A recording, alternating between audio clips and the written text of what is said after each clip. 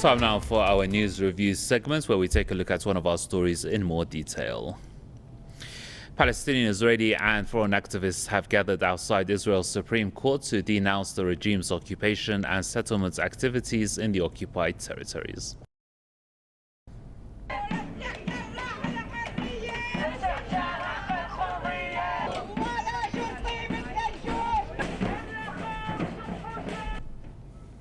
The demonstration came as the apex Israeli court was examining a case involving the planned eviction of Palestinian families in the Sheikh Jarrah neighborhood of Al-Quds. Lower courts had approved the evictions, but the Supreme Court, in its decision on Monday, delayed the evictions and allowed the Palestinian families to remain in their homes under a protected resident status.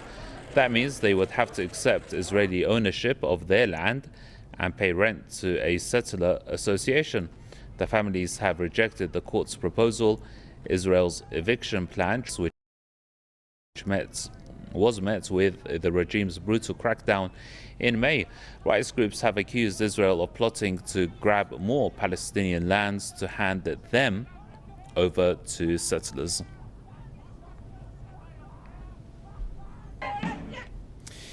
So joining us for this edition of the news review is Eric Wahlberg. He's an author and journalist from Toronto, and Romero Funes, journalist and commentator out of Los Angeles. Gentlemen, welcome. Eric, so essentially is the fate of the Palestinians in occupied Jerusalem, Al-Quds, in the hands of settlers, or you can say is settler courts? Well, it's a struggle. It's a battle. But it's the courts that have made this decision, and partly to just to prevent any further riots. But the trouble is the properties that are in question. It's not just 30 families; it's over 1,000 Palestinians are being threatened because Jordan was the occupying country from 48 to 67.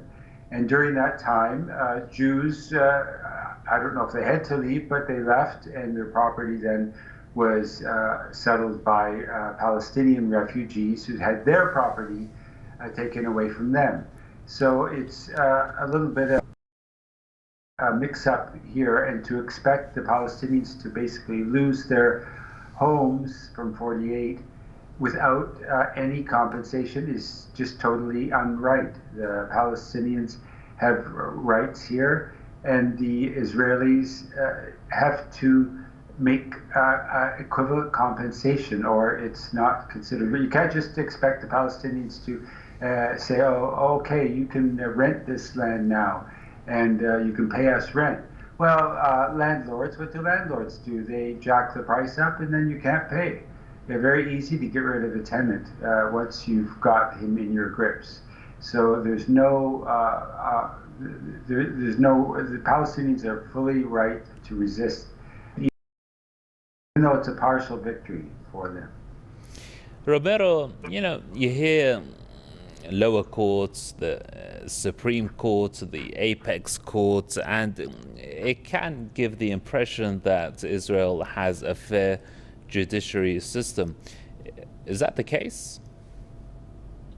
I think, as the other guests correctly mentioned out, this is a minor victory for the Palestinian people, but overall, this is still a struggle against Zionism, against Israeli policies and practices of removing Palestinians, indigenous Palestinians, from their land.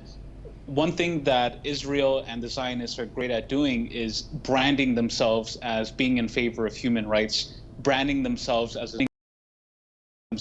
being the epitome of justice and law. But at the end of the day, all of these courts, all of these legal processes are rigged in favor of the Zionists, of the settlers who are kicking Palestinian families from their land. And so I think that the Israeli justice system cannot be trusted just as much as the Israeli political system cannot be trusted. We have to keep in mind that all of this is going on within the so-called progressive Israeli government that is different from Netanyahu, mainstream media claims, is different from Likud, but is initiating the very same policies of kicking people out of their land. So I think on the one hand, while it seems like there are some delays in terms of getting rid of Palestinians from their own land, we have to keep in mind that rebranding of Zionism is just as vicious as the Netanyahu Likud style Zionism of expansionism, of settler colonialism. And I think that I have zero trust in the Israeli legal political system to achieve true justice for the Palestinian people. Okay, very quickly, Eric, does the battle for the Sheikh Jarrah neighborhood it's a small neighborhood in occupied Jerusalem, Al-Quds, does it reflect the wider Palestinian struggle for their rights, in your opinion? Yes, very much. It's become a symbol. It's going to be remembered in history. In a decade, people will be remembering this massive uprising, uniting of Gaza and Palestinians and the world. It really set a flame, a light that is going around the world. I feel it personally in within my immediate family and friends that there is a complete support now for Palestinian justice. So okay. I'm optimistic. Right. Romero, in your opinion, does it also reflect the wider Palestinian struggle for their rights, their right to return, the right to the holy city, the right of the oppression that's going on in the occupied territories?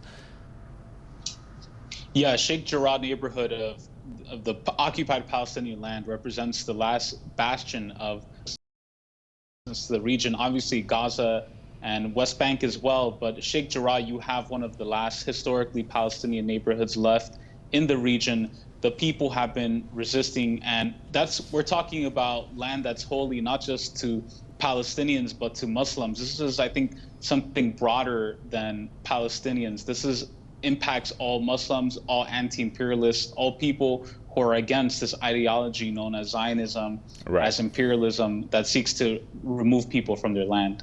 Gentlemen, thank you very much indeed. I'm afraid we have run out of time. Let's thank our guests, Eric Goldberg, author and journalist, joining us out of Toronto, and Romero Funes, journalist and commentator, joining us live out of Los Angeles.